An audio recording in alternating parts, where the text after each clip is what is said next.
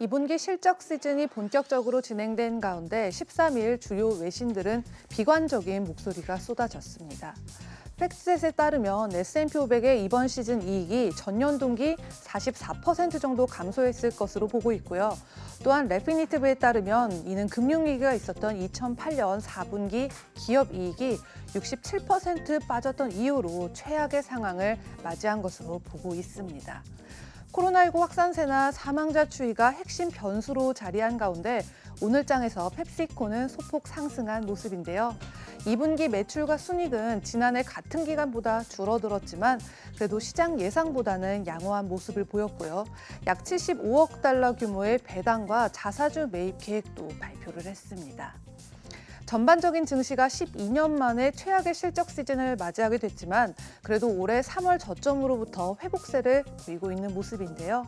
오늘은 세 가지 섹터별로 주목할 만한 종목들 알아보겠습니다.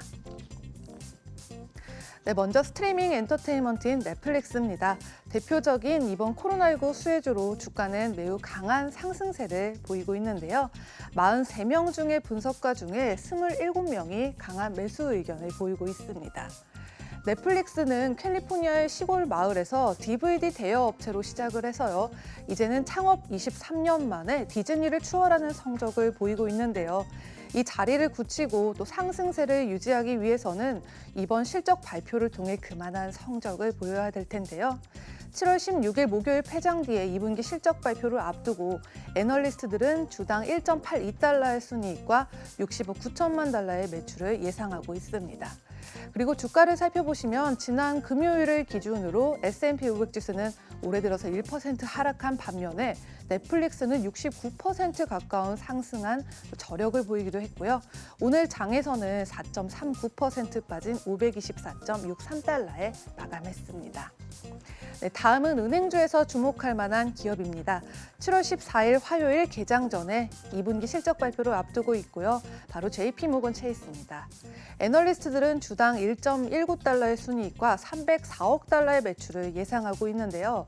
아시다시피 은행주에서 코로나19의 타격에 시달리지 않은 곳은 없었죠. 연준이 성장세를 유지하기 위해서 통합 부양책을 펼치면서 금리는 제로 수준으로 하락을 했고요. 또 지난 10년 사이에 미국 경제 성장의 원동력으로 있었던 소비자 지출이 아주 극적으로 줄어들어 있는 상황입니다. 이러한 가운데 JP모건의 실적 발표는 큰 의미를 가지고 있는데요. 경제 재개를 위한 노력 속에서 그동안의 은행 대출 손실이 얼마나 바닥에 가까워졌는지를 확인할 수가 있을 것입니다. 그리고 주가는 올해 들어서 32% 하락했지만요. 오늘 장에서는 1.39% 상승한 97.61달러에 마감을 했고요. 현재 28명의 분석가들 중에 16명이 매수 그리고 11명이 중립 의견을 보이고 있습니다. 마지막 종목입니다. 글로벌 제약사인 존슨앤존슨이 보이는데요. 10월 16일 목요일 개장 전에 2분기 실적을 발표할 예정이고요. 애널리스트들은 주당 1.47달러의 순이익 그리고 175억 달러의 매출을 예상하고 있습니다. 그런데 주가는 지난 1년 동안에 발암물질을 유발하는 베이비 파우더와 관련된 법적 분쟁이 끝없이 이어지면서 큰 타격을 받았고요. 8일 170여 개의 비영리 단체는 판매 중단을 촉구하는 성명을 발표했는데요.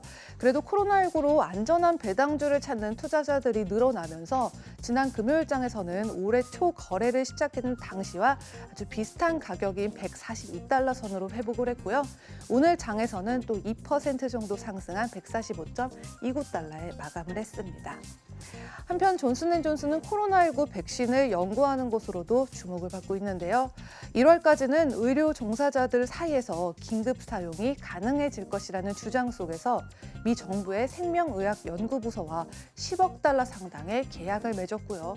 또 이러한 백신 개발의 기대감 속에 18명의 분석가 중에 13명이 강한 매수 의견을 보이고 있습니다.